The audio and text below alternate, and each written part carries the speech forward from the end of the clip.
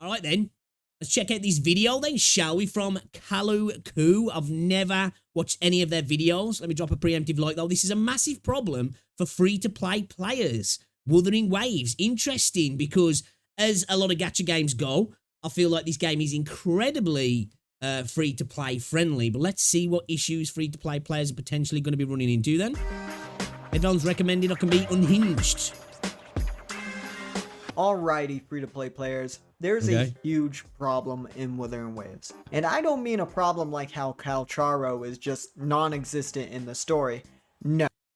Bro, like, bringing back... I've been told by people who played some of the closed test betas that he was a part of the story, because apparently, like 90% of the story got ripped up, gutted, threw away, and they came back with a new story, didn't they? Because your boy needs freeing, you know? Not only has he been left to the wayside in the meta... But, like, it's like, the dude is such a cool character. Hopefully, at some point, we do get to see him. I really hope we do. Yeah, although my goat not having an appearance is a problem, just look here. Peak after peak after peak after peak after peak. If you're a free-to-play player like me, you can... Okay, all right. Hey, if he's talking about that now, I agree. Because I was just speaking about this earlier. You know, I've just got Shorekeeper. Trying to get C2. I want to pull on the Gian banner. I'd like to get Yoo-Hoo. We've got Camellia coming. We've got Lumi coming. It's like, dude, it's just all too much. The wallet is going to have to be opened. Even though it has already. I'm a light spender and a very light spender. But I think we're going to have to be doing more. You can see the problem I'm referring to. Why are all these characters so damn awesome?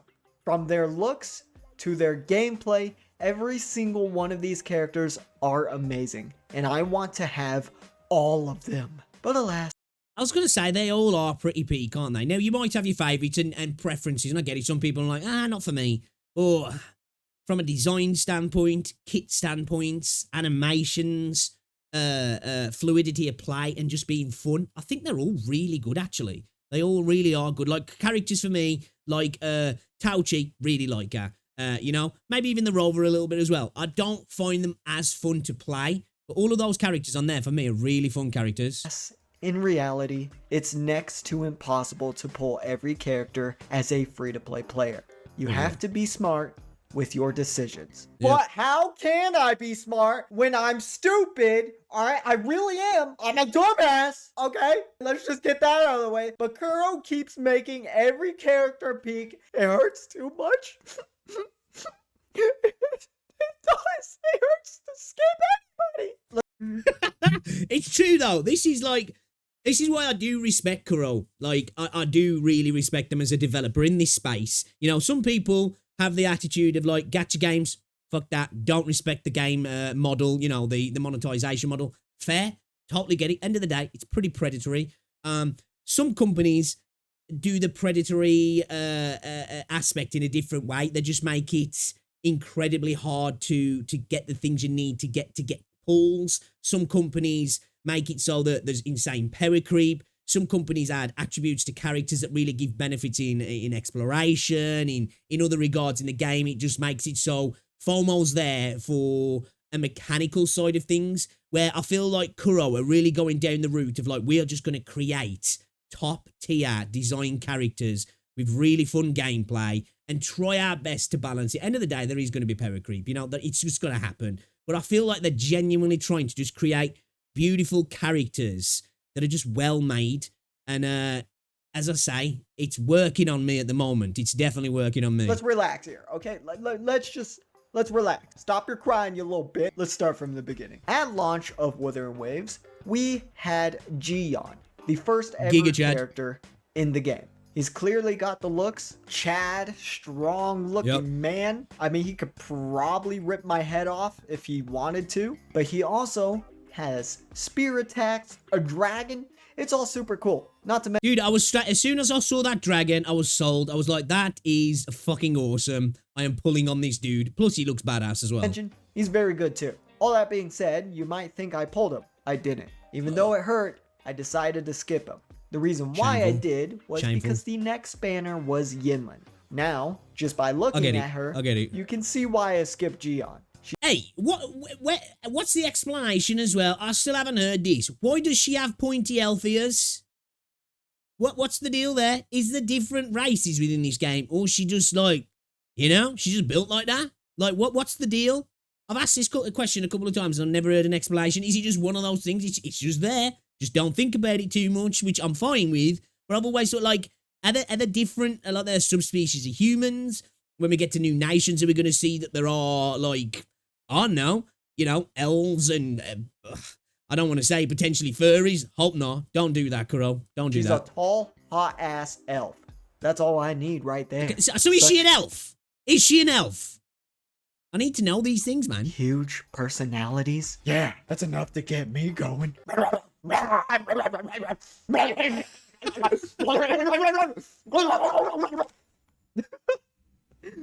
Dude, what the hell is wrong with me? I even freaked my dog out a little bit doing that. Her looks point everything, though. Yinlin was actually a very good character to have. She had amazing AoE.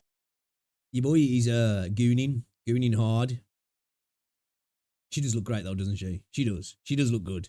With off-field coordinated attacks, she also can buff liberation and electro damage. So overall, she seemed invaluable on my account. It was mostly because she was hot though. I have no regrets getting her. I must admit, she's great off-field character, but it was 90% the way she looked.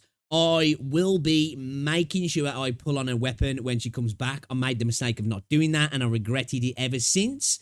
I'll probably try and get a couple of copies of her as well, actually, but I'm definitely going to be pulling on a weapon. If I have to ignore the copies and just go straight for the weapon, I'll do that. But yeah, I need the weapon. I need the weapon. However, I do regret not getting G on. Actually, saying that, though, Lumi's on Yinlin's banner, isn't she?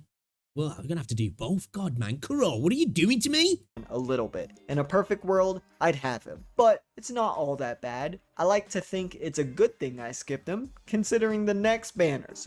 Jinhsi and Changli. Oh, yeah. Both of these characters are insane. What the hell is going on in Shibuya? Jinhsi looks straight up amazing, and she also had a great story. He's still one of my favorite characters. I love her personality. I absolutely love her design as well. You know, she's gorgeous, but in a different way to like your Changli and your Linian. You know, she's regal. She's dignified. She's a leader. You know what I mean? And she's fucking badass as well. Such a cool character. Still, I think out of the game, I think she might be my favorite. I think she might. I just think she's such a cool character. So she's got that going for her. She also has amazing animations. They look very cool. But what's even better is that she is the strongest character in the game right now. She does so much damage, it's actually crazy. I don't understand how so much damage from one character can be allowed. So yeah, I obviously needed her on my account, no matter what.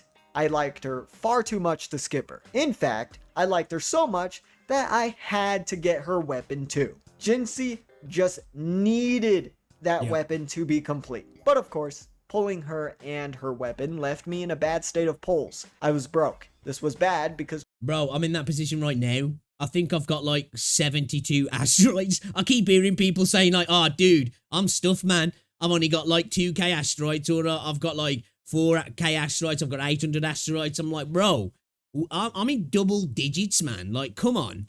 Changli was in the next phase, and just like Jinhsi, Changli was also super amazing. Hot as hell, especially at max forte. Oh my god, dude, that's so hot. The blindfold, the bare arms, dude, she looked... Bro, I don't know what it is. Her animations were also amazing, okay? So one might be curious on how I went. That's why I hate keep bringing this up, but like, I've had quite a few people come at me with the fact that Genshin has better animations. And I'm just like, I just think you're tripping, man. I think you... And I'm not saying they're bad. I just... nah, I'm not having it. I'm not having it. About this situation. Do I skip Changli? No. Like hell I'd skip Changli. The real question at that moment was not if I'd skip Changli, but it was if I can get Changli. I was broke after all. So I had to do everything I could in Wuthering Waves, from exploring the Tower of Adversity, hologram fights, and more to get Astrite so that I can hopefully pull her. I'll be going to the missus, babe. I really need to buy some important stuff. It's really important in this. You might see a payment from Kuro Games, but don't worry. It's super important, and you'll be happy that I did it. Trust me, you'll be happy. It took me a while. And that's how it's going to and happen I for almost us. wasn't It's the only way going it's to be going to free to happen. play anymore because of it, but fortunately, I did manage to pull her. Thankfully, I didn't lose 50-50. If I did, I was would lucky have with Changli as crashed out. No, I would have. Yeah, I was straight up lucky with Changli. I think I pulled her in like 22 pulls, something like that, and I got a weapon. No, actually, I never pulled a weapon, did I? I don't think I ever pulled a weapon, no. But I got her in like 22 pulls, so I was happy about that. Yeah, we do need to be pulling on a weapon as well. I've missed too many weapons, and that's one of the biggest mistakes I've made on my account, actually. I say this to people, if you are free to play, if you have to skip some characters here and there, make sure you get yourself some signature weapons, because they're so good. Swiped, to be honest. Overall, a happy ending to Obviously, version some are better than others, 1.1. you know, but... I got both my desired characters, but it left me pretty damn broke afterwards. I had Skint. to ask myself, can I even pull anybody in the next patch? Probably, but just barely though. So ideally, I should probably save up. Fortunately, I need to was do some able serious save up picking. in the next I do. patch. For version 1.2, it was Zhezhi in the first phase and Changli Yao in the second. I'm still kind of sad that I lost my 50-50 on Zhezhi. I am. I took it as a sign though, you know? It's not long... I don't know if it was just prior to that or after. Shorekeeper's kit got leaked, and I was like, okay, that's insane. I lost my 50-50, and I was like, okay, I'm gonna suck this one up. I'm gonna skip her, and I'm gonna go straight for Shorekeeper. But there's still regrets. There are still regrets there. Second, I really Changli do Yao like was Zhezhi. actually given to players for free, which I am super grateful for. Kuro must have been aware of how broke a lot of players were after Jinhsi and Changli. As for Zhezhi's case, I decided to skip her even though it hurt a little because I actually really liked her. Her playstyle was awesome and her personality is pretty awesome. She Yeah. was also really good with Jinhsi. I kind of wanted her just for that sole reason. That's why it sucks a little bit that I missed out on it, because I do like using Jinhsi, so, you know, it would have been really nice, and then bring in Shorekeeper as well. Ooh. But of course, even though I just said I was skipping her, I had to test the waters, if you know what I mean, by throwing a couple 10 pulls at her, which surprisingly was lucky, kinda. I did get a 5-star early, but it wasn't Zhezhi, it was Verena. That of course means I lost 50-50, so now my next 5-star is guaranteed. So I need to save that. Yeah, pretty much, we've had the Guaranteed. same journey on the game, really, if I'm honest. For the next character. Fast forward to present day, we are now in version 1.3. The next character in question was none other than the Shorekeeper. And yeah, I'm glad I saved my guarantee for her. She's Yeah, me beautiful, too. her Yep. story is probably the best thing I've ever seen, and the best I don't know if I'd go that far, if I'm honest, when it comes to Shorekeeper's story. I enjoyed it, but I think I preferred Jinhsi's story. I thought so far Changli's was really good though as well. Actually, it is a toss up. I suppose it depends on what you're looking for, but I really enjoyed Jinhsi's story. I did. Yeah, I think I'll lean more into Jinhsi, but yeah, I think out of those three particular stories, I'd say Shorekeepers was maybe the weakest in my opinion. Now, the Black Shores is an awesome place to explore, and I love the character, but just from a story point of view, I think I'd lean more towards those two. best part is she Little is bit more everything interesting, Verena you know what I mean? is, but better. So that means I'm free from using that little goblin on every team. Shorekeeper was everything I needed. Skipping her wasn't an option. Now that we're Managed to skip those child labour laws now, giving Verena a break. all caught up now, you might be asking, what is the plan now? Well, I neglected to mention earlier that Camellia was actually teased before Shorekeeper came out. Camellia is a strongly desired character by Yup. many people, including myself. Because she kind Dude, of I swear to God, if we go from 1.4 to 2.0, now we don't even know if that's a fact yet, but it seems to be the general consensus. If that happens, and Scar, and then like Fravlova drop as well, that's it. I might have to quit the game, man, because I'm going to be on the streets, you know what I mean? I genuinely am. hot and freaky a little bit, and I kind of dig that. I mean, I can't let gang know I dig that. I mean, cursed energy is negative energy. while it can enhance the body, it can't regenerate it. So you multiply that negative energy against itself to create positive energy. That's the reverse curse technique. Anyway, so like me, a lot of players were skeptical on whether we should pull Shorekeeper in the first place, or just skip her for Camellia. It was quite literally a blue pill or red pill situation. You already know what I went with. However, like I mentioned, she is a desired character of mine. Hugely desired, in fact. I think she is by a lot of people, yeah. Like, when we, like, even before we knew that Camellia was coming, and it was just, like, expected because of how freaking dope she is, obviously. And when we first saw her in the story, I was like, right, that's it, I want her. And I thought I was in the minority, but it seems that a lot of people really like Camellia as well, which makes sense, I guess. And I think even more so now we've seen stuff about her kit, because she seems like she's going to be really powerful as well. So, you know, I think it's going to be a big banner, isn't it? Because if you're someone who has expanded their mind and learned to dream of the future, just need better control. You may already know why she is control, bro. hugely Make YouTube desired. videos. She's super goddamn amazing. Holy shit. So now, I just hope I can save enough pulls to get her. Even if I lose 50-50, I'm still going to get her no matter what. I will Says a lot about my personality. If I have to. Yeah, it's reached that point, guys. Camellia might be the breaking point. So yeah, that's kind of where we're at right now. I gotta manage to save up for her and hope for the best. As for the future beyond Camellia, I don't think it's gonna be any want to talk about it. There's still Scar, who will be playable at some point. He's a fan favorite, and I, like many, really want him. He's such a cool dude. Then there's his sister, Oh my god. I really... Oh my... Dude, I think she's so dope. She's such a cool character. I reckon she's going to be like, she's going to be like a support / sub DPS or something, isn't she? Just like on what we've seen of her. I feel like she's going to be like a massive buffer type character. She looks fucking cool as well. I like her design. It looks amazing. So I for sure want her. Then there's also the possibility of Geshu Lin. He seems... See, this is the one character that everybody's hyped about. That I'm just like, you know, be cool. I guess, like, we'll see what he's all about. And, you know, within the lore of the game, he seems like a pretty badass character. But I'm not that interested in him. And I feel like he probably will become playable at some point. I know people say, well, he's dead. But we never really actually got the facts of that. Just assumptions, pretty much. And with the whole, like...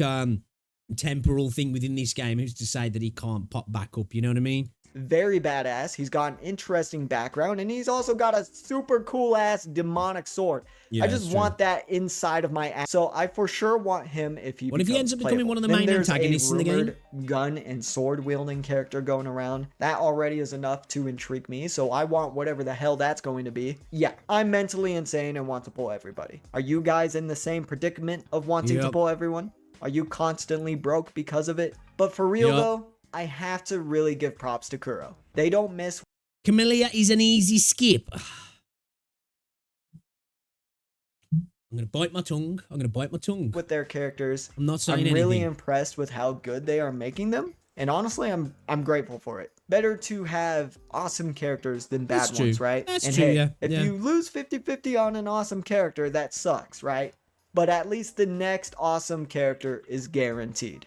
Also, I don't want anyone to get the wrong idea here. This problem isn't really that serious. Free-to-play is a path that I chose after all, so I must accept that I can't get everything I want. Especially considering that this game is just overall good. Kuro makes peak, they listen to feedback, and they're also super generous with polls every patch. I really can't be mad at all. Wuthering Waves is so good that I am going to break free-to-play soon. I'm fine with that. I believe that... I was just about to say that. I think it's inevitable. It's inevitable, you know?